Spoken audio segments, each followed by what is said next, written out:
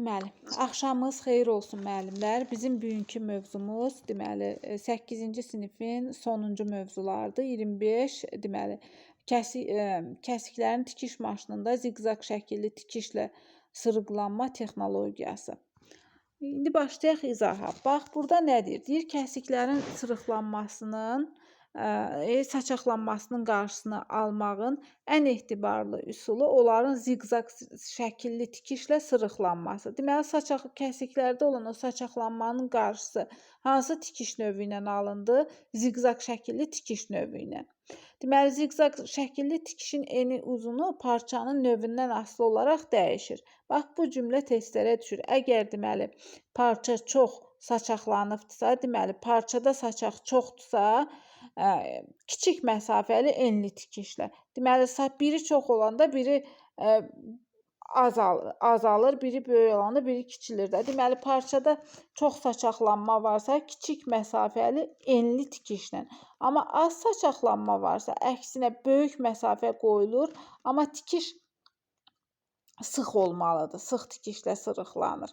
Bax, deməli, nə dedik? Dedik ki, parça çox saçaqlanıbsa, məsafələri kiçik qoyuruq, ara məsafəsini. Məsəl üçün, belə deyək də, bu parçadır, bircə dəqiqə.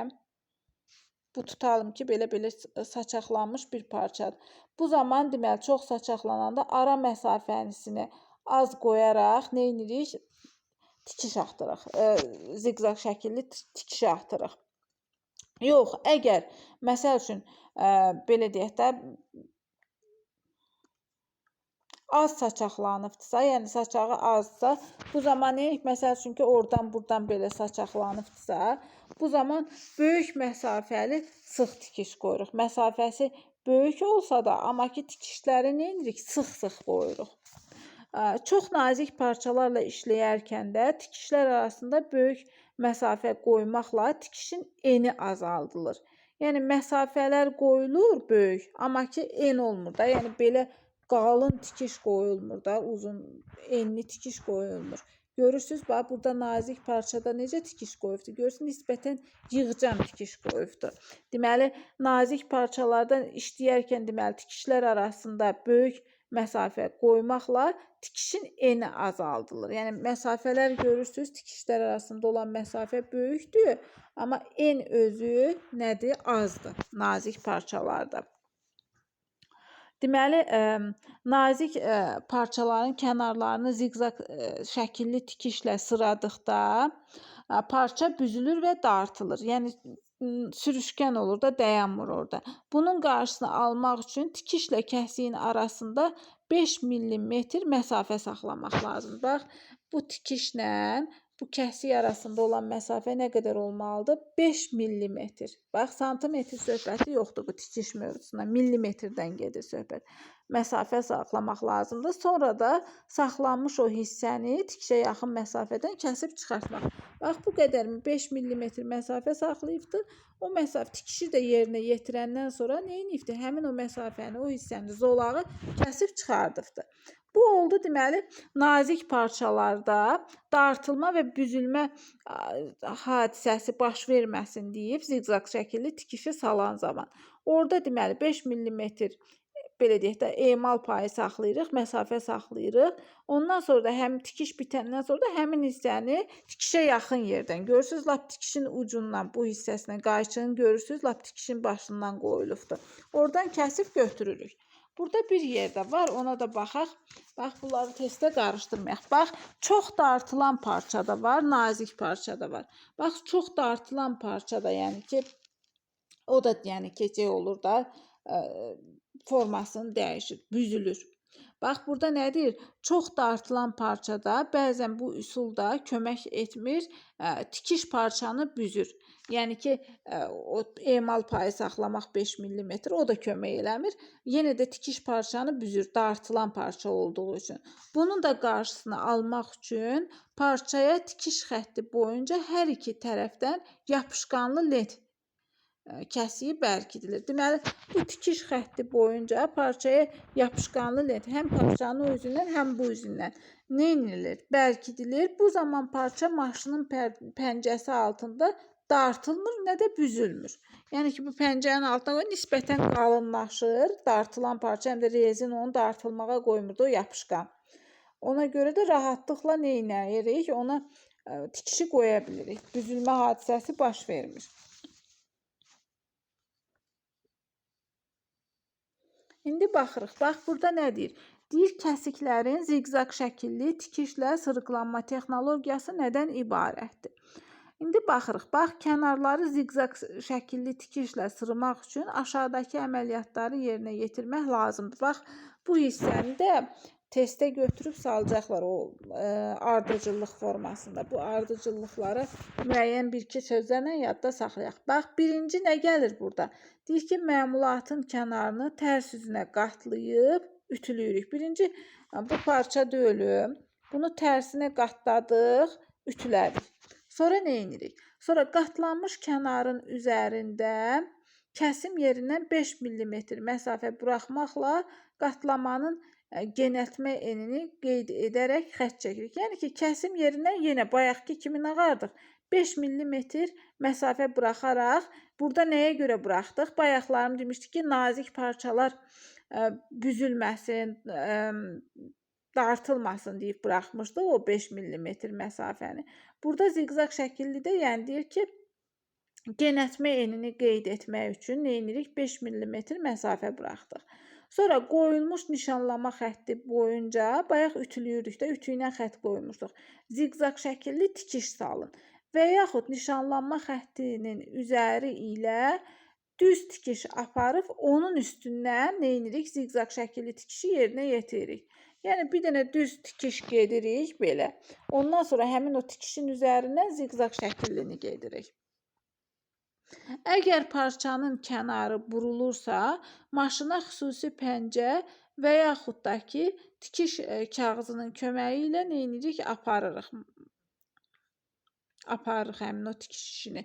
Deməli, parçanın kənarlarında burulma varsa, xüsusi pəncə də taxa bilərik maşına və yaxud da ki, həmin o tikiş kağızları olur. Ağ kimi tikiş kağızları qoyurlar o bəzi paltarların bir hissələrindən. Həmin o kağızdan da qoya bilərik ki, o burulma baş verməsin. Sonra 4-cü mərhələdə nə deyir? Deyir ki, qatlama yerində ziqzaq şəkilli tikişin üstündə artırma zolağını kəsin. Bayaqlarım deyir 5 mm şey qoymuşduq.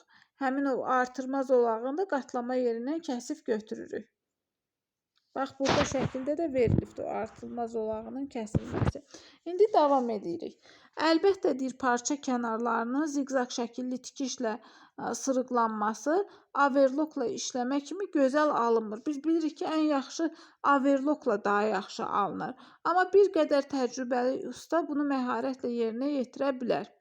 Deməli, bunlar nağıl turandır, bunlar düşməz. Bir yadda saxlayın ki, overlockla daha yaxşı səliqəli alınır. Sonra tikiş arasının uzunluğu və ziqzaq şəkilli tikişin eni emal edilən parçanın xüsusiyyətlərinə və tikişin təyinatı nəzərə alınmaqla müəyyənləşdirilir. Yəni ki, bu tikişlər arasında, məsəl üçün bu tikişlərdir. Bunların o ara məsafəsi, uzunluğu, bir də ziqzaq şəkilli bu tikişin eni, bax bu hissədə olan eni nəyə əsasən müəyyənləşdirilir? Deməli, parçanın xüsusiyyətinə, bir də tikişin təyinatı nəzərə alınmaqla müəyyənləşdirilir. Bunlar da testdə düşən suallardır. Sonra hissələrin bağlı kəsiklərinin, yəni məmulatın yalnız astar tərəfindən görünən olanlardan gedir söhbət. Sırıqlanması zamanı ziqzaq şəkilli tikişin eni 3-5 mm, tikişlər arasının uzunluğu isə 2-3 mm arasında tənzimlənir. Deməli, bağlı kəsiklərdən gedirsə söhbət, onda yadınızda saxlayın ki, ziqzaq şəkilli tikişin eni 3-5 mm-dir, amma tikiş arasında, məsəl üçün, bax, bu tikişlər arasında olan uzunluq isə 2-3 mm arasında tənzimlənir. Sonra ziqzaq şəkilli tikişlə işlənmiş kənarların gözəl alınması üçün tikiş kəsikdən 5-7 millimetr aralı salınmalı, sonra tikiş xətti boyunca artıq hissə kəsilib çıxarılmalıdır. Bayaqların biz nazik parçada nə demişdik? Demişdik ki, tikiş 5 millimetr məsafə qoymaqla salınmalıdır, sonra tikiş xəttindən kəsilir. Bax, burada da ziqzaq şəkilli tikişlə işlənmiş kənarların gözəl alınması üçün tikiş kəsikdən nə qədər? 5-7 millimetr aralı salınmalıdır. Sonra tikiş xətti boyunca, yəni buradan belə kəsib götürmək lazımdır. Bax, burada nələr rəqəmlər var? 3-5 millimetr var, 2-3 millimetr var, 5-7 millimetr var. Yadınızda qalsın ki, kənarların ziqzaq şəkilli tikişlə işlənmiş kənarların gözəl görünməsi üçün deyirsə, tikiş kəsikdən 5-7 millimetr aralı qalmalıdır.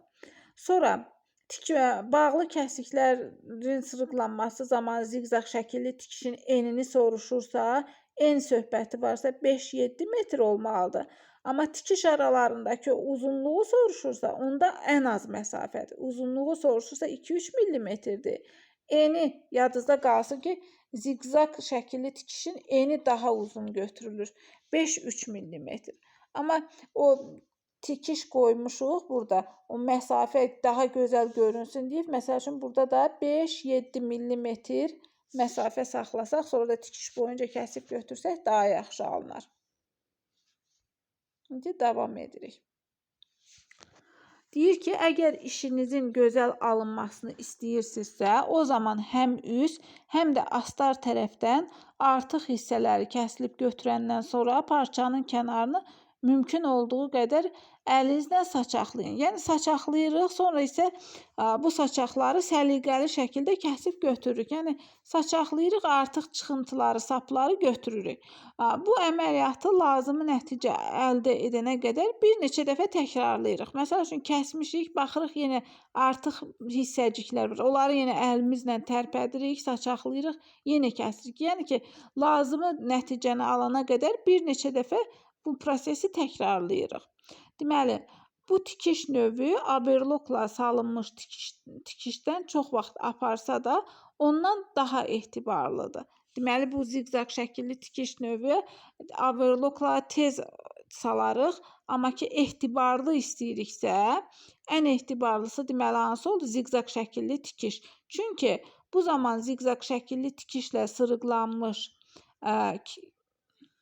kənarların sancaqlanması halı təkrarlanmır.